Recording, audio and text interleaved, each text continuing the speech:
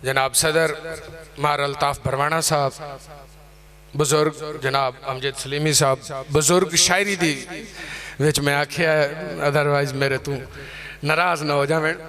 मैं जनाब हकीकत है वे कि पंजाबी अदबी प्रचार वालियां दा पहले तो सरगोदियों आया तो शुक्रिया अदा करांगा कि साडे वड्डे फिरा नसीम इकबाल भट्टी की याद पिछले साल तुसां पंजाबी कहानी दरबार जिहड़ा वो सजाया सी ते एजाज़ मेरे को लेके भट्टी साहब की वफात तो बाद उन्होंने का जो पंजाबी प्रोग्राम सी सांझ संगत उन्होंने मैं उत्थे सरगोदे च टोर रहा।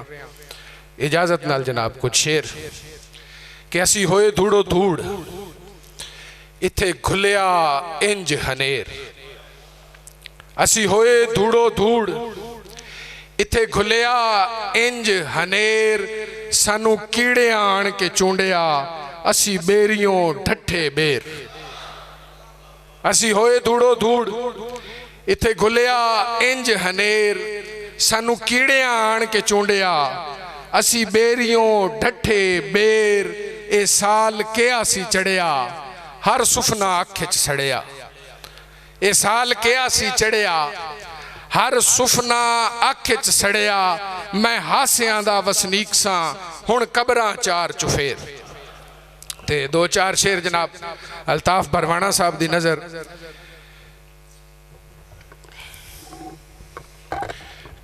जनाब के चोबा सह सह तंग नहीं होना, नहीं ते सुच्चा रंग नहीं होना। चोबा सह सह तंग नहीं होना, नहीं ते सुच्चा रंग नहीं होना। ते वादे विच जे इश्क नहीं रचिया कसम चवाल है झंग नहीं होना। चोबा सह सह तंग नहीं होना, नहीं ते सुच्चा रंग नहीं होना। वादे विच जे इश्क नहीं रचिया कसम चवाल है झंग नहीं होना। ते यार मेरे सब टुर टर गए ने संग लगने ने संग नहीं होना। यार मेरे सब टुर टर गए ने संग लगने ने संग नहीं होना। एक गजल दे दो चार और शेर कि मुल्ला अपने फतवे रख तू अपने कोल। सलीमी साहब कि मुल्ला अपने फतवे रख तू अपने कोल, मैं ते नचना जद तक वजदा राणा ढोल।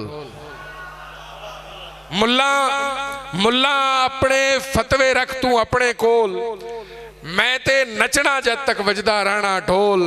बंदियां कोलू ही बंदियाई लभनी है वरके कोरे ही लभने ने जिन्ने फोल।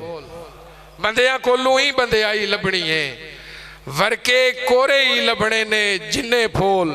ते बारले गुंजल आपे ही खुल जाने ने, बारले गुंजल आपे ही खुल जाने ने। अंदर लंगियां गंढा नू तां पहला खोल। बारले गुंजल आपे ही खुल जाने ने, अंदर लंगियां गंढा नू तां पहला खोल।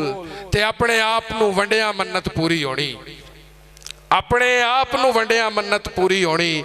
कुछ नहीं बनना वंड लै जिन्ने मर्जी चौल। अखीर ते दो तीन होर शेर के अपने आप तू नस लेंदे आ जट दा जट फिर हस लेंदे आ।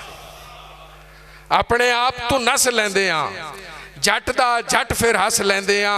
गल्लां दे विच गल हुण कोई नहीं गल्लां दी पै चस लेंदे आ।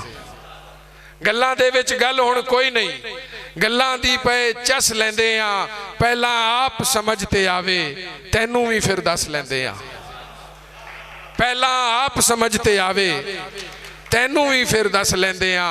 वसना इस जहाने औखा वस नहीं चलदा वस लेंदे आ। बहुत शुक्रिया।